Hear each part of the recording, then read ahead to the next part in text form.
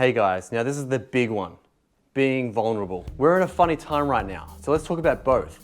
Being vulnerable in the world we used to know and being vulnerable right now, for many people still stuck in isolation. Being vulnerable can be tough. I should know. I used to struggle with it every day. Hell, I still struggle with it right now. But it is the core to many emotions and the way to achieve your true potential.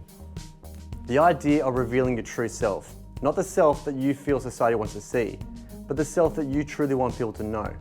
It is a concept that for many is daunting, and for some, almost paralyzing. I mean, the amount of times I've gone through FOMO when it came to a social event, not like I had more important things to do, but I would tell them I had other things planned. In the end, I'd just be eating nachos and watching Netflix. See, when we spend all day chasing the thought of being perfect and never feeling weakness, we ruin the chances of creating great relationships and situations that we may never get back. It's like we're being complacent with our all too precious time, denying ourselves the opportunity to contribute to situations with the unique input that only we can personally make. All those parties and social events I've been invited to on Facebook, click attending and then later not show up. I mean, I've always hated house parties. They're so much harder to sneak out of than a bar or pub. Turning down going to karaoke though has always been a separate reason. When you think back to it, feeling vulnerable doesn't feel like a positive experience, but it certainly isn't a negative one either. It is just a feeling, an emotion. To believe then that feeling vulnerable is a sign of weakness is to believe that feeling anything at all is weakness. The reason why we often feel like rejecting vulnerability is because we have associated it with fear, grief, sadness, and disappointment. Feelings we've been led to believe we can't discuss. As Professor Brené Brown says, in actual fact, opening up makes way for the emotions we yearn for, like joy, love, creativity, and belonging. It's like you may as well completely be yourself and have only select few people know you, than be someone you're not and have a whole heap of people that don't really know you at all. Vulnerability is not knowing victory or defeat. It's understanding the necessity of both. It's engaging. It's being all in. I might go to that social event and have an awful time. But what if the complete opposite happens and I have the best time of my life? I meet the person of my dreams, Rachel McAdams, or I make memories that I'll look back on forever. Now get out there and dare greatly, my friends.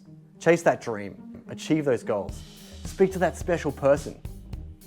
For you may get your heart broken, but if you don't put your whole self out there, then you'll always be wondering, what if?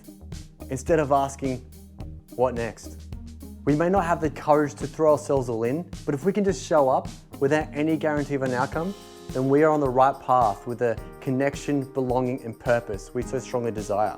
For once you have bared it all and come out on the other side, then those experiences we long for, like trust, acceptance, and purpose, will flourish.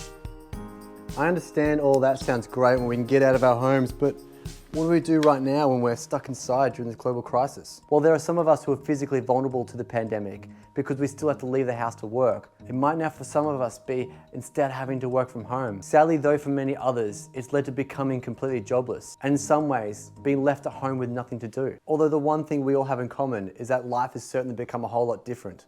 For example, even if you are still working, it can feel like your safety is now always at risk.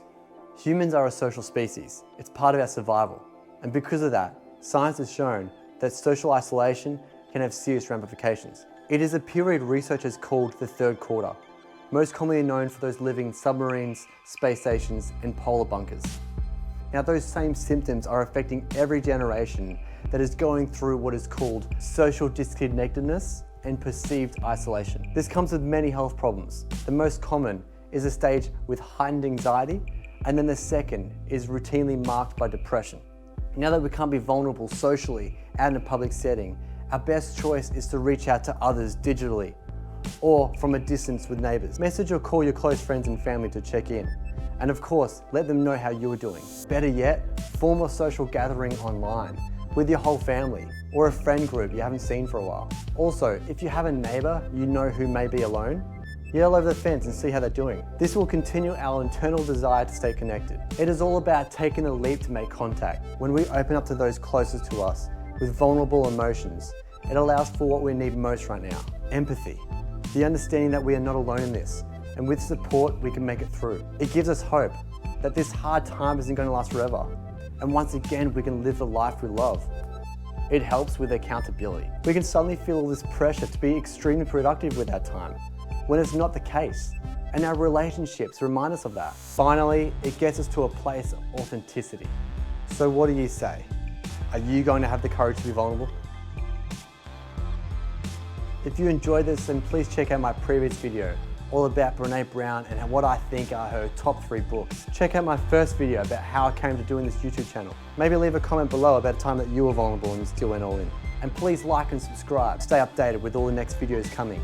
And please join me in the next video as we go beyond the thought.